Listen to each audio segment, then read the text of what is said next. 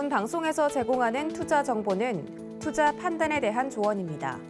방송에서 제공하는 주식의 가치, 가격 상승 및 가격 하락에 대해서는 방송사에서 보장하지 않습니다.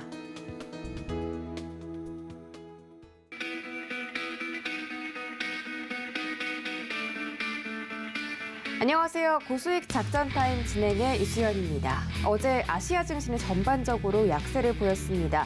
중국에서는 기준금리에 해당하는 대출 우대금리를 전격적으로 인하한다는 소식 때문에 전반적으로 시장 투자 심리가 악화된 건데요. 중국에서는 경제 상황이 그만큼 녹록지 않다는 것을 의미하기 때문에 코스피 시장에서 외국인들의 순매도가 강하게 나타났습니다. 어제는 뉴욕 3대 지수도 일제히 하락 마감했습니다. 다우와 S&P 500 지수 그리고 나스닥 모두 1%대 하락으로 거래를 마쳤는데 지금 미국에서는 코로나 상황이 심각해지고 있습니다. 오미크론 확진세도 지금 90여 개국에서 발견되고 있고요. 미국에서는 현재 12만 명에서 13만 명 정도의 일일 확진자가 발생하고 있습니다. 게다가 조 바이든 행정부의 이 인프라 법안까지 통과가 무산될 가능성이 높아지면서 투자 심리가 전반적으로 악화되고 있습니다. 오늘 이런 시장에 대비해서 전략들 세워봐야겠죠. 오늘도 고수익 작전타임과 함께 1시간 동안 다양한 대응 전략 얻어가시기 바라겠습니다. 오늘의 첫 번째 순서는 버니와 함께하는 미국 주식 시간입니다. 영상 보고 오시죠.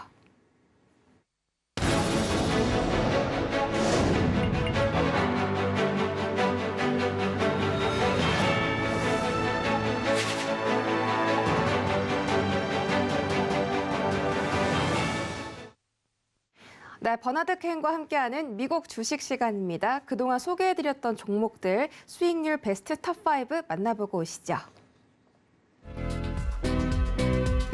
네, 버니의 미국 주식 베스트 탑5입니다. 1위부터 5위까지 다양한 종목들이 선정되어 있고요. 최근에 증시가 좀 안 좋다 보니까 상승률이 조금씩 내려가고 있습니다만 1위인 빌닷컴은 여전히 상승률 20%대를 유지해주고 있습니다. 어제도 한 1%가량 떨어지기는 했는데 그래도 여전히 $240 윗선에서 거래 마감하는 모습이고요. 방송일 종가 기준 $199, 어제는 $242에서 거래 마쳤습니다. 현재까지 상승률 21.26% 기록하고 있습니다. 두 번째 종목도 TTD가 계속 부동의 2위를 유지해주고 있습니다. 방송일 종가 $72.78, 어제는 $88 선에서 거래 마쳤고 어제 하루 동안 한 2% 정도 하락세를 보였습니다. 현재까지 그래도 상승률 20%대 유지해주고 있습니다. 3위 종목 스노우플레이크 방송일 종가 $298입니다. 현재까지 상승률 11.1% 기록하고 있습니다. 네 번째 AMN 헬스케어 서비스가 5위에서 4위 자리로 올라왔습니다. 지금 전 세계적으로 바이오 섹터 그리고 헬스케어에 대한 관심이 높다 보니까 AMN 헬스케어 서비스가 조금씩 상승률 올려가고 있는데요. 방송일 종가 $109.35, 현재까지 상승률은 9.6% 기록하고 있습니다. 마지막 종목은 마이크로소프트고요. 지금 현재까지 6.5% 수익률 가져가고 있네요. 네, 버니의 베스트 탑5 종목들 살펴보고 돌아왔습니다. 자, 오늘도 새롭게 종목 살펴보도록 할 텐데 최근에 메타버스가 굉장히 이슈입니다. 전 세계 사람들을 언제 어디서든 만날 수 있는 그런 3D, 4D 메타 플랫폼인데 지금 SNS에서도 이 메타버스 기술을 활용해서 성장 동력을 키우고 있다고 합니다. 이 메타버스의 신드롬에 발맞춰서 기업 사명까지 바꾼 그런 종목이 있는데 바로 이전에는 페이스북이었던 현재는 메타 플랫폼스죠. 티커명은 그대로 FB이긴 한데 지금은 메타로 사명을 바꿨습니다. 이 기업에 대해서 설명 부탁드리겠습니다. Well, let's do this. Instead of thinking about how stocks go generally, everybody knows about Facebook, okay, and how they've done and how big they are and all that. Let's have several different things to talk about, okay, because we want to be forward-looking with this. Let's talk about the move into the metaverse and why. Let's talk about rebranding issues from Facebook to Meta. Let's talk about the government concerns because there's some antitrust concerns that they have. And then let's think about when we think about previous and expected stock performance. So how is the stock done and what do we think the stock is going to do? So, starting with the metaverse. It's one of the hottest topics now. Think of it as the internet brought to life, or at least rendered in 3D. It's a huge interconnected virtual community where people can meet, work, play using virtual reality headsets, augmented reality glasses, smartphone apps, and other devices. It's an online environment that's much, much richer than what we have now. So everybody has their own version of this. Like there's different people than gaming, shopping. Gucci's got their own meta site right now. People are talking about virtual meetings where you can actually like think you're with the other person. For me, just personally, I've always loved to see new places. I'd love to go to Seoul. I'd love to go to different places in South America. That would be exciting for me because the way I have to do it right now is I go on the internet and I look at pictures or I look at videos, and is what it is. It's not rich. So down the road it could be rich. I could feel like I'm there. We don't know what the whole future is going to bring, but whatever it is, because of the way technology advances, it's going to be so much richer and so much better than what we currently have. Facebook, or Meta as we call it now, has warned that it's going to take 10 to 15 years to develop responsible products for the metaverse. But they're committing $10 billion and thousands of engineers, mostly in Europe, to be able to develop this. But it's hard to define a label to something that hasn't been created yet. And the winners in this race may not even have been incorporated yet. So there are new technologies and trends and applications that we've yet to discover. 네, 메타버스는 아직도 계속해서 성장성이 강한 그런 종목, 그런 필드로 좀 인식이 되고 있는데 얼마나 더 성장할 수 있는지가 참 무섭습니다. 페이스북의 창업자 마크 저커버그가 앞으로 5년 뒤에는 이 페이스북 메타라는 기업이 메타버스 기업으로서 각인되기를 원한다라고 말했는데, 특별히 마크 주커버그가 이 SNS를 좀 메타버스 사업으로 돌리려는 그런 이유가 있었을까요? Well, Zuckerberg's embrace of the metaverse in some ways contradicts the central tenet of its biggest enthusiasts. So there's a lot of people that use Facebook and have been a little bit frustrated with what's going on. And what they've envisioned is they see the metaverse as a way to get away from these tech platforms and like Facebook that assumed ownership of people's accounts and information, photos, playlists, and Facebook traded off of what they gleaned from that data. But to better inform shareholders on its progress and investments in the change, Meta's going to start reporting two distinct business segments. It's going to have their family of apps, which they currently have, and then it's going to have what's called Facebook Reality Labs. Facebook Reality Labs is going to include the spending towards the metaverse. So already the company has laid out its massive plan saying that the Facebook Reality Labs will hit operating income to the tune of $10 billion this year and even more in future years. That's so significant. And that gives Meta a big head start. But the metaverse, it's real, but I think it's probably also overhyped in the short run. And I also think that it's underhyped in the long run. Because if you think about where it started right now, we're worked up about where we're going to be with this whole thing, and we don't quite know all the information that we're going to have as we go forward.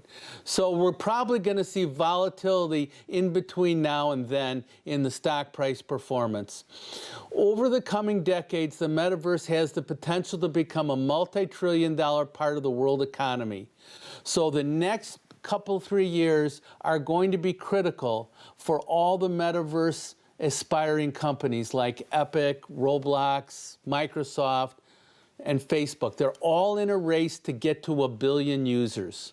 Whoever brings on 1 billion users first would maybe be the presumed leader initially in setting the standards.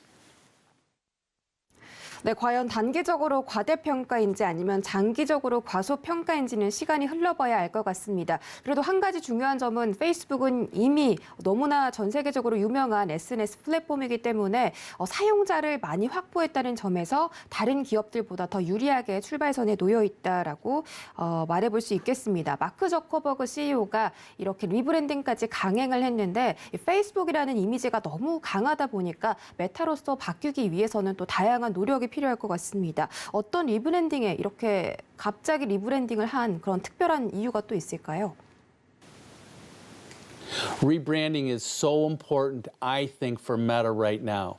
If management continues to run Facebook in its present fashion, the two brands are going to be intertwined, and that's going to dilute any brand equity that management wants to build with Meta. So this is a big issue for Facebook or Meta, and it's something that they have to work through. But Zuckerberg genuinely believes that the future of the metaverse, he strongly believes in it. Successful rebranding might deepen more on the success of driving internal motivation than anything else. So by rebranding, it's going to get the company and the people and the users of Meta to be able to refocus themselves and anticipate and expand on that innovation. There are questions about what a successful rebranding and equity into the metaverse looks like. Meta still has untapped potential with the cash-generating power to truly make its metaverse dreams a reality. Will other companies return more given the clear scrutiny that Facebook will carry with it regarding protecting users' privacy? They have not completely addressed that currently. I think that may very well happen. The only reason I'm talking about this is whether the rebranding will influence the stock price performance in the future. Otherwise, I'm really not a big concerner about rebranding. I want to be able to say that people are going to buy this because they now think about the company in a completely different light than what they previously thought about. As an investor, everything revolves around stock price performance. 네, 이미 페이스북은 메타버스 플랫폼이 있습니다. 호라이즌이라고 하는 것인데 아직까지 이를 활용한 행보는 없어 보입니다. 이 메타 플랫폼스가 앞으로 메타버스 대장주로서 어떤 실적을 낼지가 궁금한데 향후에 이 메타버스 플랫폼에 대한 해체 가능성은 없을까요? Well, I think that possibility for a breakup is very low, and there's several reasons for that. Regardless of what the Justice Department says, and they're the ones that are driving this issue, it would take years and it's going to be hard to prove.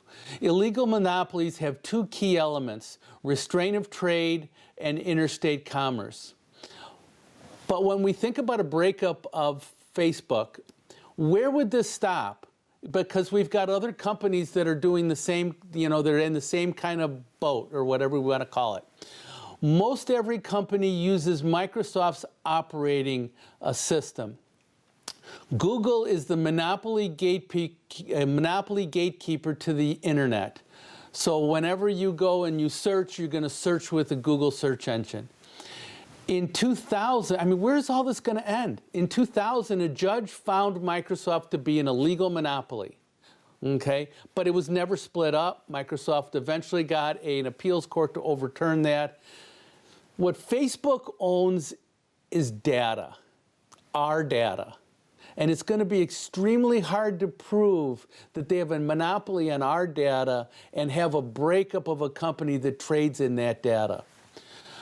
But if the company were broken up, I think the value of its assets would be greater than the current market capitalization.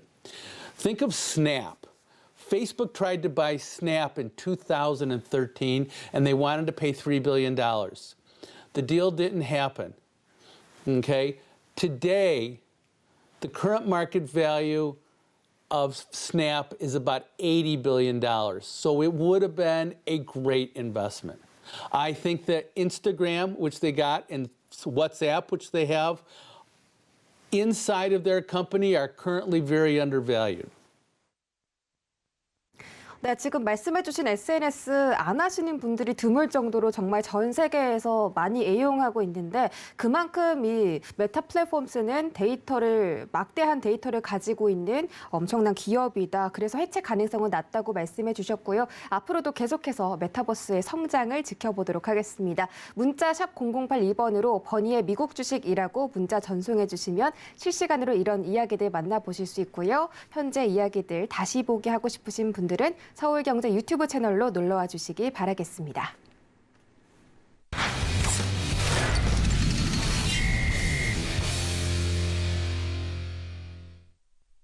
네, 이어지는 시간은 김민수의 작전 키워드 시간입니다. 레몬 리서치 김민수 대표와 함께합니다. 안녕하세요.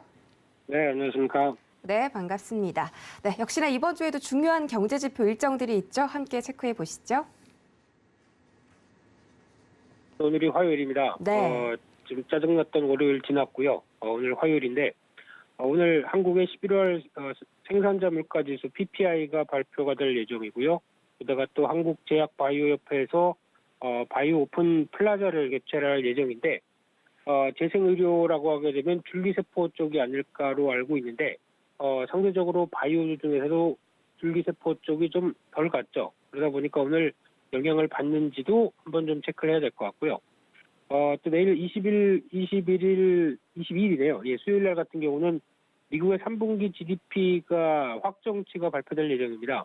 그와 함께 또 공정위에서는 현대중공업, 대우조선, 해양의 기업 결함을 심사하는데 지금 뭐 분위기로는 될지 안 될지 특히 유럽이나 또 각국에서는 또 긍정적인 얘기가 나오지 않고 있죠.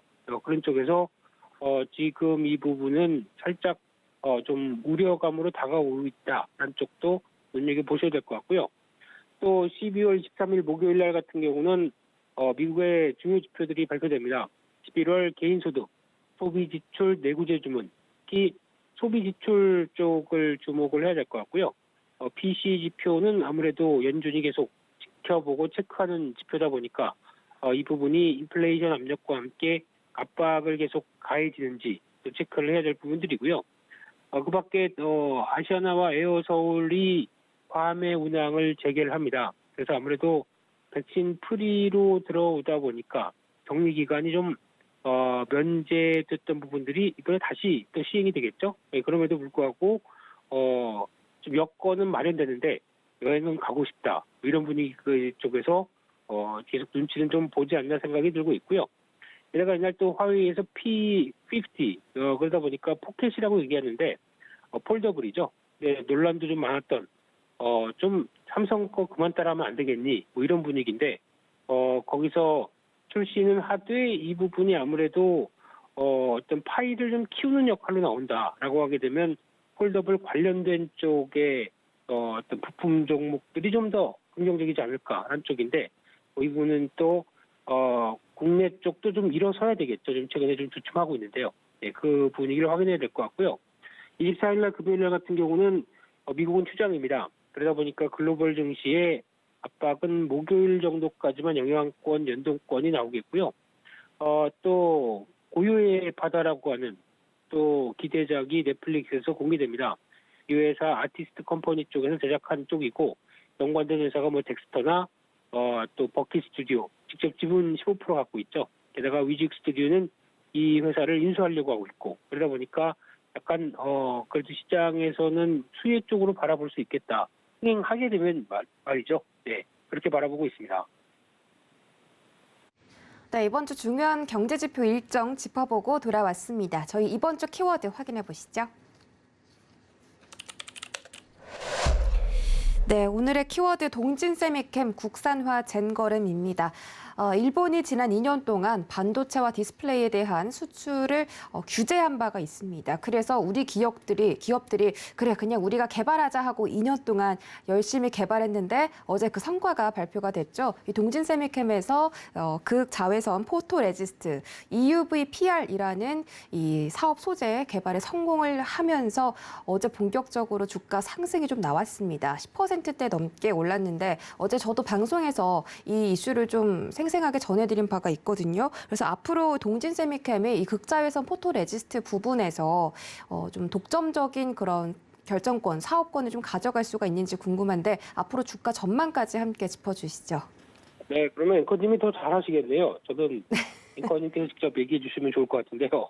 네, 그렇지만 제 뷰는 그런 관점에서 EUV 공정 관련돼서 이제 포토레지스트라고 하게 되면 아무래도 삼성전자가 신경을 많이 쓴 부분이죠. 앞으로 어떤 선단 경쟁이나 또 기술력을 한층 더 높이기 위해서는 EUV를 적극적으로 채택을 하고 있는데 그러다 보니까 국산화가 돼야 발맞춰서 좀 어느 정도 영향을 받지 않고 가겠다라는 입장 쪽에서 이번에 성과 나올 때 삼성전자 쪽이 많이 도와줬다고 얘기를 합니다. 그만큼 착한 형님이시죠. 네, 근데 반대로 얘기 드리면 필요하니까 그렇게 바라볼 수 있는데 그에 따라서 지금 이를 어느 정도 지금 적용하기 시작했고 그러면서 지금 테스트는 끝났고 의미 있는 매출이 아마 나오기 시작하게 되면 내년 상반기 끝에 정도쯤부터 나오지 않을까 싶습니다. 그러면은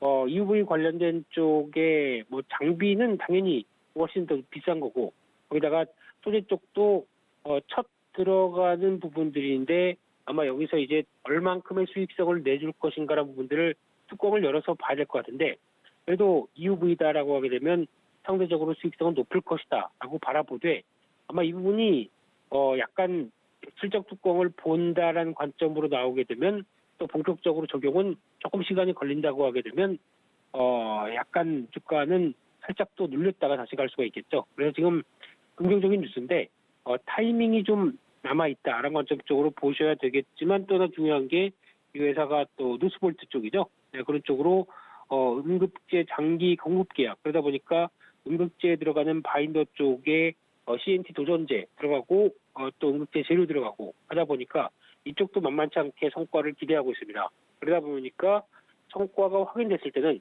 당연히 레벨업이 되겠다. 하지만 지금은 약간 좀 그를 기다리고 있는 상태 이렇게 보시면서 대응하셨으면 좋겠습니다. 네, EUV 외에도 또 이렇게 음극재 장기 공급 계약이라는 호재까지 있으니까 앞으로 동진 세미캠의 행보를 지켜보도록 하겠습니다. 어제 우리 시장은 좀 큰 폭의 하락이 있었습니다. 코스피가 1.8% 떨어졌고요. 코스닥도 1% 넘게 하락했습니다. 어제 중국에서는 금리 인하를 단행했는데 앞으로 중국의 경제 성장률이 좀 꺾일 것이다, 둔화될 것이다라는 우려가 오히려 더 커지면서 아시아 증시가 전반적으로 악영향을 좀 받았거든요. 그리고 어제 뉴욕 증시도 오미크론 영향 때문에 3대 지수가 모두 약세로 거래를 마쳤습니다. 오늘 우리 시장 대응 중요할 것 같은데 어떤 작전 세워볼까요? 네, 어제는 어제고요. 네. 오늘은 오늘입니다. 네, 무슨 얘기죠? 근데 여기서 이제 중요한 부분이 미국 시장 동향을 확인했을 때 우려감보다는 특히 미국 시장이 뭐 마이너스 1%대로 끝났다고 하더라도 장중에 그 시커맸던 흐름들에 비해서는 많이 올라갔습니다. 그렇다는 얘기는 마이너스권이어도 장중엔 반발매를 보여줬다. 여기가 좀 중요하게 보게 되면 조금 반등의 기운의 연장으로 아시아 증시를 바라볼 수 있지 않을까라고 하는 희망 회로가 돌아가고 있는 상황들이고요. 게다가 또 지금 방금 전에 또 백악관의 리포팅을 보게 되면은 오미크론 또 확진자 늘어나면서 경제 봉쇄 없다라고 얘기를 해줬고 또 하나 마이크론 테크놀로지가 실적 발표했는데 생각보다 그래도 여전히 매출은 내년 1분기까지도 확장세로 갈 것이다라고 보게 되면 거기서 시간외로 6%대 이상 상승하는 모습들도 긍정적이겠죠. 그러다 보니까 이런 모습을 봤을 때 국내 증시가 오늘 이를 발판으로 어제 낙폭을 좀 돌리려고 시도를 할 가능성은 있는데 그럼에도 불구하고 외국인들 선물 동향 좀 체크해야 될 것 같고요. 게다가 반도체가 주축이 돼서 시장을 좀 끌어올릴지 아니면 나머지는 또 축 처지고 반도체만 갈지 이 부분은 또 모르겠습니다. 그렇기 때문에 시장 동향들 확인하되 어떤 산타랠리에 대한 기대감이 많이 없어진 상황 쪽에서 물론 저희가 산타 크리스마스까지만 주식하는 건 아니죠. 그렇기 때문에 그 부분이 약간 좀 퇴색됐다고 하더라도 오히려 배당락 시점이나 또 개인 양도세 관련된 이슈들 끝나는 올해를 마무리하는 시점쯤 부근에서 또 시장이 반응할 수도 있기 때문에 너무 기대의 끈은 놓지 말자. 하지만 오늘은 또 체크할 건 체크하자. 이렇게 말씀드리겠습니다. 네, 오늘 시장 대응 작전까지 세워봤습니다. 지금까지 레몬리서치 김민수 대표와 함께했습니다. 고맙습니다. 감사합니다.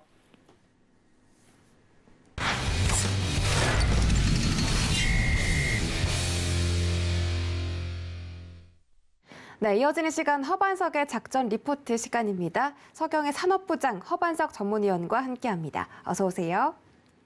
네, 안녕하세요. 네, 반갑습니다. 이번 주는 전기전자 업종 다뤄주신다고 했는데 특별히 연말 배당주, 배당이 매력적인 종목을 또 그중에서 선정해 주신다고 하셨습니다. 이제 오늘부터 종목이 발표가 될 텐데 오늘의 종목 어떤 것일지 지금 바로 살펴보시죠. 네, 오늘의 종목 리포트 연말 대응 전략입니다. 전기전자 업종이라서 매력적인 포인트도 있으면서 배당 수혜까지 챙겨갈 수 있는 종목 바로 공개해 주시죠. 네, 이번 주 연말 대응 전략, 이제 배당이기 때문에 배당락을 받을 것인가, 아니면 나는 배당락 전에 수익을 챙길 것인가, 이 두 가지 고민이 있으실 것 같습니다. 그래서 오늘 그 첫 번째 종목으로 LG이노텍을 가지고 왔고요. 11월 18일, 12월 9일 키움증권 발간된 리포트와 12월 3일 SK증권 리포트를 조금 가지고 왔습니다. LG이노텍은 지난 6월 1일 화요일이었습니다. 메타버스 업종을 소개를 드리면서 작전 리포트에서 다루었던 기업인데요. 차트를 한번 보도록 하겠습니다. 6월 1일자에 빨간색 세로선을 하나 그어 놓았고요. 이 구간부터 현재까지 좀 상승폭이, 상승률이 꽤나 높은 좋은 모습들을 좀 보여주었습니다. 상승률로 따지면 60% 이상의 좀 상승률을 보였는데요. 6월 1일을 시작하면서 메타버스 말씀을 드렸고, 하드웨어로는 LG이노텍, 그리고 컨텐츠로는 자이언트 스텝, 플랫폼으로는 제페토, 네이버를 좀 말씀을 드렸습니다. LG이노텍 같은 경우에는 이렇게 많이 올라와 있기 때문에 이제 어떻게 대응할 것인가에 대한 고민들이 많으실 것 같습니다. 이제 이러한 차트상 저위험 구간에서 조정이 나왔을 때 차트상 저위험 구간과 가장 가까울 때에 좀 매수를 말씀을 드렸고요. 그 이후에 상승과 하락을 반복하기는 했지만 여전히 매력적으로 차트상 저위험 구간을 터치한 이후에 곧장 대세 상승이 나왔습니다. 그래서 늘 시청자님들께서 매수하실 때에는 이 차트상 저위험 구간부터 반등하는 이 반등 라인을 좀 잘 보셔야 그래도 내가 손실률을 좀 줄일 수 있고 내가 길게 가져가기에 조금 안전한 구간에서 매수를 해보시자라는 말씀 다시 한번 좀 드리고 싶습니다.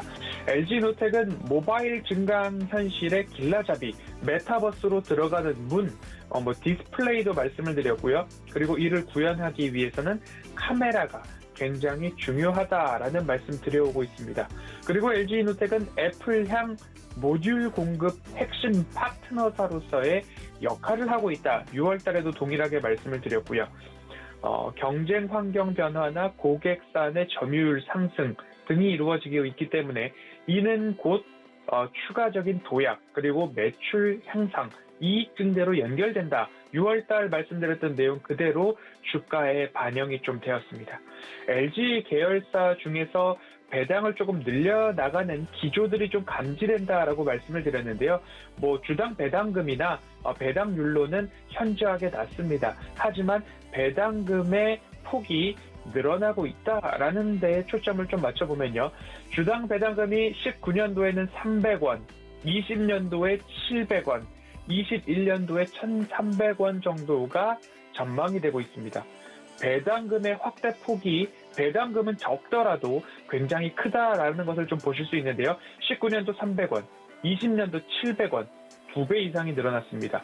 21년도에는 1,300원 정도가 예상되고 있는데 2배까지 못 미치지만 역대 최대 배당금이다라고 볼 수 있을 것 같고요. 거기에 대한 근거로는 올해 영업이익이 전년 대비 87% 증가한 1조 2,700억 원으로 영업이익 또한 역대 최고치에 대한 전망들이 이어지고 있습니다. LG이노텍의 추가 상승 모멘텀을 좀 핵심만 꼽아보면요. 메타버스죠. VR 헤드셋용 카메라, 그리고 TOF 센싱 모듈이라고 하는 이 TOF 모듈의 주도적 공급사가 바로 LG이노텍이다라는 부분입니다. 그리고 메타버스뿐만 아니라 자율주행용 카메라도 21년도 매출액이 3,300억 원으로서 업계 1위를 기록을 하고 있습니다. 4분기 여전히 역대 최고 실적에 대한 기대감들이 이어지고 있습니다. 그러면 피크 아웃하고 끝나는 것 아니냐라는 부분인데 그 이후에 대한 모멘텀들은 아이폰 시리즈에 대한 출시도 한몫할 것 같습니다. 4분기는 아이폰 13 시리즈의 긍정적 시장 수요와 경쟁사의 생산 차질에 따른 반사수의 우호적 공급 환경이 있었기 때문에 앞으로도 북미 공급사, 북미 제조사 하면 대부분 애플일 것이다 라고 보시고서 리포트들을 읽으시면 좋을 것 같고요. 피크 아웃이냐 아니냐는 추가적인 모멘텀 체크를 통해서도 살펴보도록 하겠습니다. 네, 오늘의 종목은 바로 LG이노텍이었습니다. 메타버스, TOF 모듈, 그리고 자율주행 카메라까지 정말 다양한 사업군에서 선점적인 자리를 차지하고 있는데 거기에다가 연말에 매력적인 배당까지 있다고 합니다. 연말이기 때문에 정말 다시 좀 이 종목을 사면 좋을지 아니면 보유주 분들이라면 들고 계실지 고민되시는 분들 계실 텐데 모멘텀 함께 다시 체크해 주시죠. 네. LG이노텍은 앞서서 말씀드렸던 TOF 모듈에 대한 부분들이 중요하다라고 좀 말씀을 드렸습니다. 아이폰량 TOF 모듈 주도적 공급사인데요. TOF 모듈은 낮은 전력 소모 그리고 조금 더 먼 거리, 장거리 인식률이 좋고 그래서 고신뢰성 또한 눈이 피로하지 않은 우리 안구에 최적화된 강점들이 있습니다. 그래서 올해 아이폰 13 시리즈 중에서 4개 모델 중에서 2개 모델의 TOF 모듈이 채용이 되었고요. LG이노텍 같은 경우에는 마이크로소프트와도 3D TOF 센싱 모듈 개발 관련해서 MOU를 체결한 기술력을 인증받았다라고 보셔도 좋을 만한 기업입니다. 그렇기 때문에 AR 글라스 분야에서도 이 TOF 모듈과 카메라 관련된 부분으로 선도적 입지를 갖고 있는 기업이 LG이노텍이다라고 보시면 좋을 것 같습니다.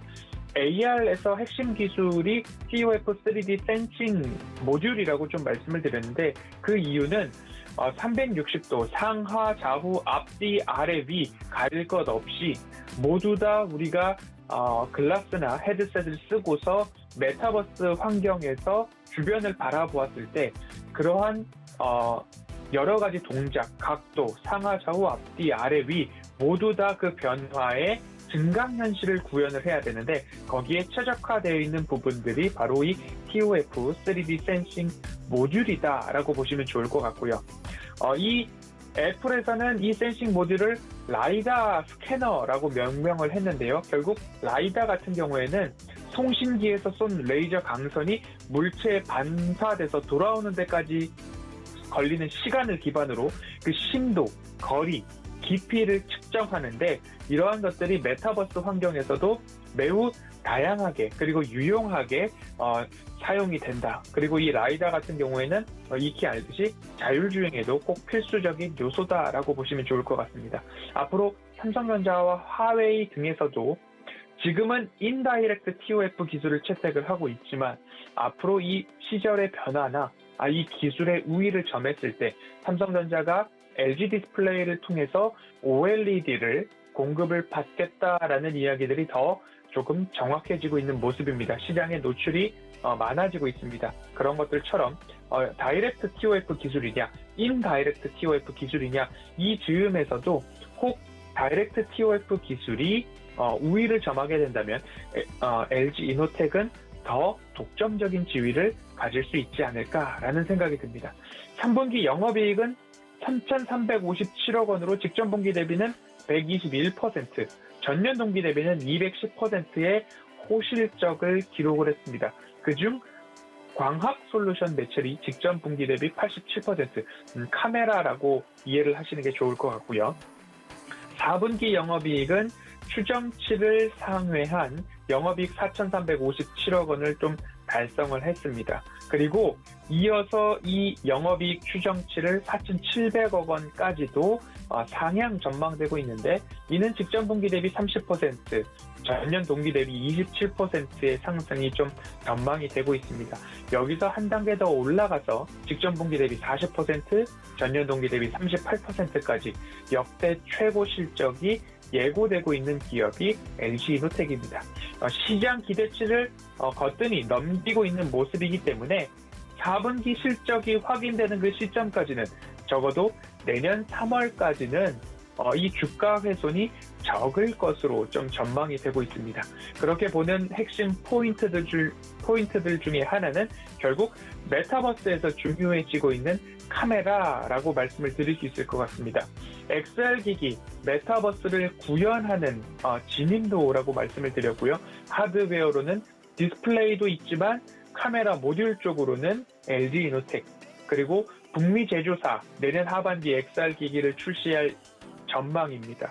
대다수 현존하는 제품에는 스테레오 카메라가 탑재 중인데 북미 제조사라고 하면 애플이라 읽으셔도 좋다라는 말씀을 드렸죠. 여기에서는 공간 인식 완성도를 높이기 위해서 3D 센싱 모듈이 탑재된 TOF 카메라를 다수 채용할 예정입니다. 적어도 헤드셋에는 헤드셋 XR 기기 한 대당 카메라가 6대 이상 들어간다라고 합니다. 그보다 조금 가벼워지는 AR 글라스에서는 3대 내지 2대가 탑재될 전망인데 앞으로 메타버스 카메라 하면 기승전 LG이노텍이 되지 않을까라는 생각이 듭니다. 차트를 보더라도 꽤나 많이 올랐습니다. 차트상 저위험 구간 저점에서 상승률이 60%, 최대치로는 70% 이상 상승한 모습인데요. 반도체, 통신용 기판 수요 좋고요. 자율주행용 그리고 메타버스 XR 기기용 광학 솔루션 모멘텀 가지고 있습니다. 탄탄한 미래 먹거리와 그 미래 먹거리가 먹거리뿐만 아니라 이제 실적을 어마어마하게 내고 있기 때문에 내년 4분기 실적, 올해 4분기 실적이 발표가 되는 내년 2월, 3월까지는 주가 훼손이 크지 않을 것이다 라는 생각이 듭니다. 그러면 연말 대응을 어떻게 할 것인가? 작전 리포트에서 말씀을 드렸던 20만 원 언저리 뿐만 아니라 30만 원 미만에서 매수를 하신 분들은 그래도 조금 안전하게 최근 장세를 즐길 수 있는데 이제 연말이니까요. 조금 더 타이트하게 말씀을 드려보도록 하겠습니다. 나의 매수 단가가 28만 원 미만이라면 4분기 실적 발표를 확인해도 좋겠습니다 라는 전망을 좀 드릴 수 있을 것 같고요. 하지만 나의 매수 단가가 28만 원을 초과했다라고 한다면 손익분기점이 깨질 때까지 그렇게 너무 구태여 들고 계시기보다는 추세가 좀 깨지는 것 같다. 적어도 30만 원이 훼손되면 나는 절반의 수익은 좀 챙겨보고 그 이후의 흐름을 보아야 되겠다라는 기준으로 28만 원 라인을 좀 제시해 드릴 수 있을 것 같습니다. 그래서 28만 원 이하에 갖고 계시는 분들은 4분기 실적 확인을 하시는 내년 2월, 3월까지는 조금 길게 보셔도 좋겠다라는 말씀을 드리고요. 그 이후에 차익 매물이 연말 시즌에도 많이 나오지 않는다면 추가적인 모멘텀 충분하다라는 말씀을 드리면서 LG이노텍 여기까지 살펴보도록 하겠습니다. 네, 오늘의 종목은 바로 LG이노텍이었습니다. 앞으로 성장성 모멘텀도 확실히 챙겨가면서 배당까지 얻어갈 수 있는 매력적인 종목 오늘 설명해 주셨고요. 문자샵 0082번으로 허반석이라고 문자 전송해 주시면 이 방송 외에도 이런 이야기들 직접 나눠보실 수 있으니까 많은 참여해 주시길 바라겠습니다. 네, 오늘 말씀도 고맙습니다. 감사합니다. 네, 저희는 바로 이주현의 고수익 작전 시간으로 넘어가 보겠습니다. 서경의 테마부장 이주현 전문위원 만나보겠습니다. 어서 오세요. 네, 안녕하세요. 네, 반갑습니다. 자, 어제 배터리 3사가 일제히 하락했습니다. 특히 LG화학 같은 경우는 52주 신저가까지 기록하면서 100만 화학이라는 그 꿈을 좀 깨부수는 그런 하루였습니다. 미국의 리비안과 GM 등등 이 전기차 대표 종목들이 하락하면서 우리 시장에 있는 대표적인 2차 전지 종목들도 영향을 받았다. 이런 평가가 이어지고 있는데 앞으로 지금이 저점 매수 기회인지 아니면 추가 조정이 있을지가 궁금한데요. 전망 한번 짚어주시죠. 네, 우리 이제 2차 전지, 특히 배터리 3사, 정말 글로벌적으로 기대감을 크게 모으고 있고, 그리고 그런 기대감의 성장성에 이런 부분들 때문에 이제 주가도 참 많이 올라왔습니다. 그런데 이제 이 배터리 관련된 부분들, LG화학이나 SK이노베이션 우리 항상 이야기할 때마다 드렸던 이야기 중에 하나가 이제 자회사 물적 분할에 대한 그런 악재를 좀 생각을 해야 된다라고 계속 얘기를 드렸는데, 지금 보시는 것처럼 사실 삼성 SDI 빼고는 지금 SK이노베이션, 그다음에 LG화학은 이제 자회사 물적 분할을 통해서 새로운 좀 투자를 받겠다라는 쪽으로 이제 가고 있다라고 봐야 될 것 같아요. 여기에다가 지금 그런 악재들이 있는 부분에다가 차량용 반도체 부족 현상이 지금 지속되다 보니까 이는 이제 기존의 자동차들을 생산하는데도 문제가 되지만 전기 자동차 생산하는데도 문제가 되고 있습니다. 특히 이번에 이제 전기 자동차들의 생산이 이 반도체 부족으로 인해 가지고 예년만큼 좋지 못하다라는 부분들 이야기가 나오고 있고요. 미 증시에서 리비안이 이런 자동차 반도체 부족으로 인한 실적 부진 전망에 급락을 했고, 그리고 이제 GM의 또 이제 자율주행 자회사 크루즈라는 회사가 있는데 여기 CEO가 이제 사임하면서 5% 또 급락이 나왔고, 테슬라의 주가는 계속해서 그냥 지지부진하게 좀 빠지고 있는 그런 상황입니다. 그래서 11월 달부터 해서 리비안이라든지 아니면 이제 테슬라라든지 이렇게 보면요. 전부 주가가 좀 조정을 강하게 받고 있는 그런 흐름들을 보여주고 있습니다. 그래서 전기차 섹터 자체에 주가 흐름이 좋지 못하다 보니까 이게 배터리 관련된 이런 기업들의 주가도 누르고 있다라는 그런 이야기도 나오고 있는 상황인데, 좀 전에 이제 제가 이야기 드렸던 것처럼 LG화학과 SK이노베이션은 딱 물적 분할에 대한 이슈로 접근을 해야 되지 않겠나라고 생각이 듭니다. 그리고 실적적인 부분 이런 거 사실 이야기 드리면 지금 주가 LG화학 같은 경우는 적정 주가 수준보다 조금 저평가되어 있습니다라고 얘기할 수 있겠지만, 좀 전에 말씀드린 것처럼 LG 에너지 솔루션이라고 해서 LG화학에서 이 배터리 사업 부분만 따로 떼내가지고 다시 상장이 되는 부분이거든요. 그렇다면 실적적인 부분은 우리가 잠깐 들어가서 본다라고 했을 때, 지금 LG화학 같은 경우 3분기까지 나온 실적이 4조 2,700억입니다. 굉장히 실적이 폭발적으로 증가하고 있고 굉장히 좋은 실적인데, 올 12월까지 이제 5조 5천억 정도의 예상치가 전망이 되고 있고요.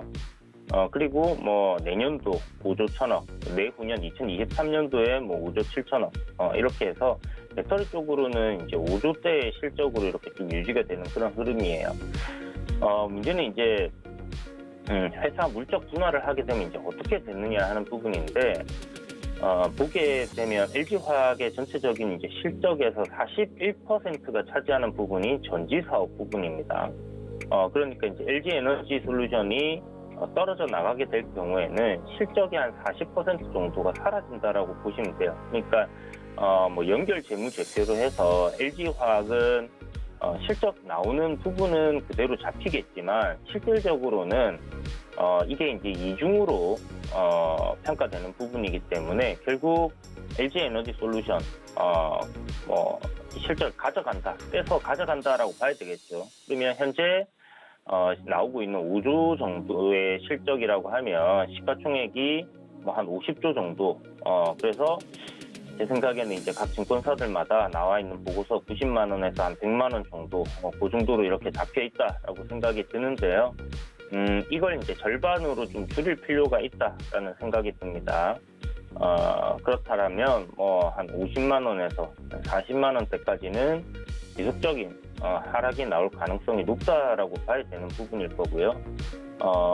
대략 시가총액 좀 보수적으로 잡아서 성장 섹터이기 때문에 펄을 좀 높게 쳐줄 수도 있겠지만 보수적으로 잡아서 이제 지주사들 같은 경우 이제 저평가되는 부분들이 분명히 생기기 때문에 한 40만 원 선이 저는 적정 주가가 아닐까라고 생각이 듭니다. 그래서 물론 지금 뭐 신약 관련해서 LG화학 같은 경우는 이제 뭐 신약을 개발하는 회사이기 때문에 그런 부분에서의 어떤 모멘텀이 또 작용할 가능성은 있다라고 생각이 들지만 한 40만 원에서 50만 원 선까지는 지속적으로 하락할 가능성이 저는 높다라고 생각이 들고요.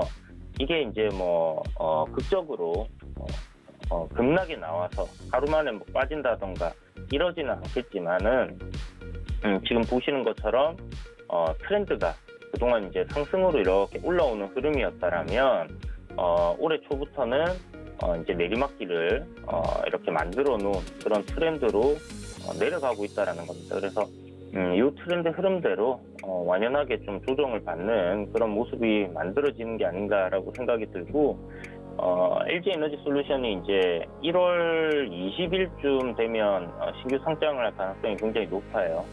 그렇게 되면 이제 한 달 남짓 남았습니다. 그래서 그런 부분들을 생각을 한다라고 하면 뭐 상장 이후에 주가 또 LG에너지솔루션이 이제 급등을 하게 된다라면 지주회사로서 이제 뭐 모회사로서 이런 반등은 좀 나올 수 있겠지만 전반적으로 이 하락하는 트렌드대로 지속적으로 LG화학은 빠질 가능성 상당히 높다라고 보시고요.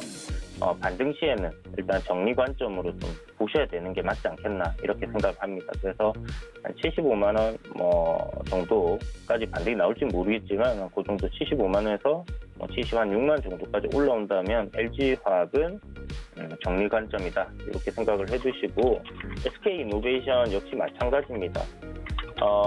뭐 SK이노베이션 같은 경우는 사실 이제 배터리 쪽으로의 실적이 지금 뭐 대단히 엄청나게 잘 나오고 있다 이렇게 보기는 좀 어렵고 매출적인 부분 실질적으로 한 5% 정도밖에 차지를 안 하고 있는 상황이거든요.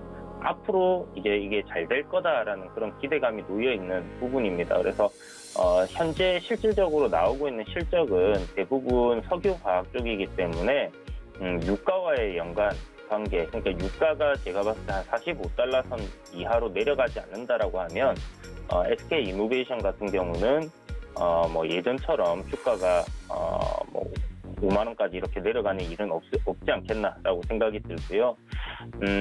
지금 19만 6천 원이라는 구간 지난번에 이제 돌파를 해줬던 그런 저항대를 지지를 받고 있는 그런 모습이기 때문에 요 20만 원 선 부분에서는 지지할 가능성이 높다라고 생각이 들고요.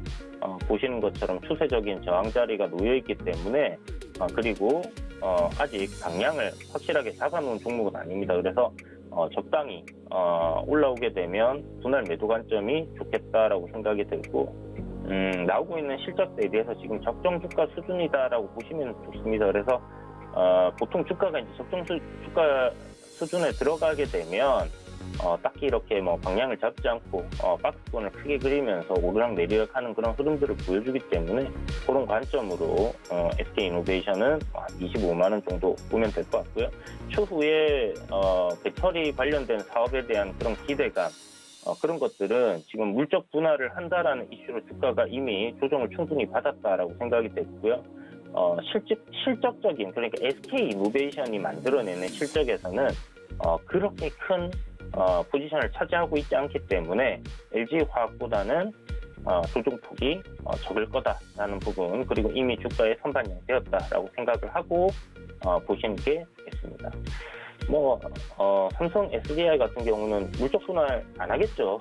삼성 SDI는 그렇게 생각을 하고 보시면 좋을 것 같고요.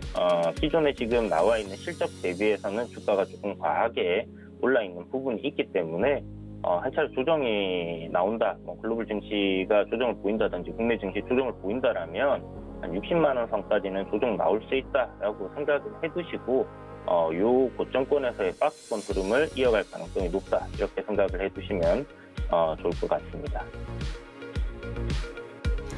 네, 배터리 3사별로 지금 매수 기회인지 아니면 조금 더 기다려 볼지 체크를 해주셨고요. 문자샵 0082번으로 이주현이라고 문자 보내주시면 마찬가지로 방송 외에도 이주현 위원님과 직접 이야기 나눠보실 수 있습니다. 오늘 도움 말씀도 고맙습니다. 네, 감사합니다.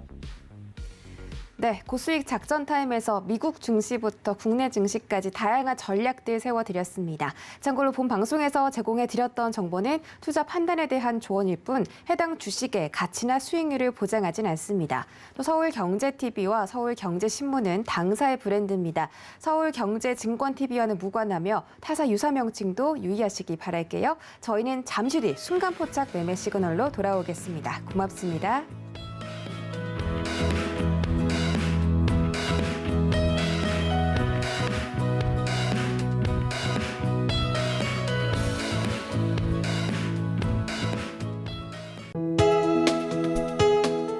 본 방송에서 제공하는 투자 정보는 투자 판단에 대한 조언입니다. 방송에서 제공하는 주식의 가치, 가격 상승 및 가격 하락에 대해서는 방송사에서 보장하지 않습니다.